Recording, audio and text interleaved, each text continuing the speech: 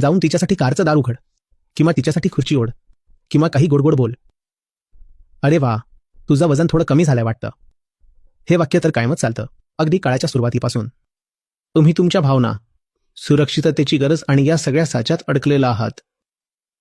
तुम्हाला दिसत नाहीये की आतून हिंसा शिजतीये.